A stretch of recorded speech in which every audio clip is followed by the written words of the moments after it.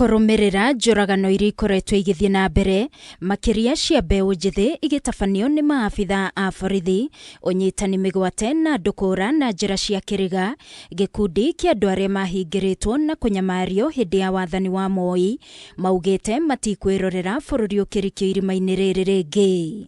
Who have gone through Makiaria gũkũ Nairobi maugĩte matikwĩrorera mbeũ njĩthĩ makinyamario nĩ thirikari ĩrĩa ĩrĩ kuo, ĩrĩa ĩtarenda kwĩrwo na kũrutwo mahĩtia rĩrĩa ĩrahinyĩrĩria mũingĩ, kũrĩa mokĩrĩire kũragwo kwa Albert Ojwang MAKIUGA, no nginyagia gĩkundi kĩa maabitha a borithi kĩrĩa kĩroraga andũ kĩninwo. Ojwang's murder is not an isolated incident.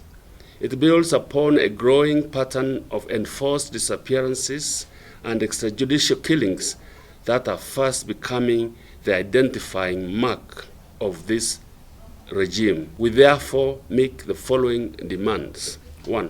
Immediate dismantling of all killer squads and clandestine units operating within the Kenya Police Force and other security formations. Oho nĩ mahinyĩrĩirie no nginyagia mũnini wa mũnene wa borithi Eliud Lagat atige wĩra, no ti kwĩyeheria kwa ihinda, makiuga ona marũa marĩa arandĩkire matirerekeirio wabici o yothe na gũtirĩ na mweke ta ũcio watho-inĩ wa kwĩyeheria kwa ihinda.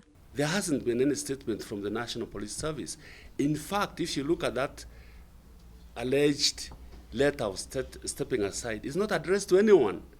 It's very curious document, because it ought to have been addressed to the National Police Service, who would then immediately take the necessary action to commence or to initiate the investigation process. I don't know what stepping aside means. So for us, we want to see that person arrested. He can't still walk free, interfering with the investigations.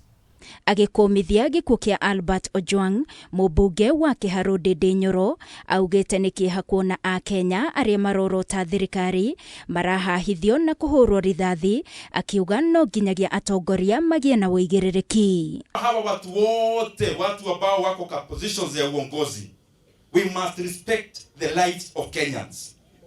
Na hii mambo ya kutisha wa Kenya lazima ikome. It has to come to an end. If you feel the heat is too much when you are in a government office, you don't want to be criticized. You don't want Kenyans to give your opinions about your conduct. Safari ni moja tu. Sio Mkenya atanyamaza, ni wewe utaondoka kwa hiyo kiti. Maugĩte gũtirĩ thogora thirikari ĩngĩrĩha wa muoyo wa mũndũ, na kũngĩkinya andũ nĩ mekũrĩhwo, thirikari ndĩgathutũkanie na andũ othe arĩa manyamarĩtio nĩ thirikari na magatigwo na nguraro marĩhwo. You do not commit a crime and determine how much the victim has suffered. Just like you do not issue an apology by saying if, you acknowledge and then apologize. We are not seeing any of that. And more importantly, this compensation should be seen in the context of the number of people injured, maimed, and killed.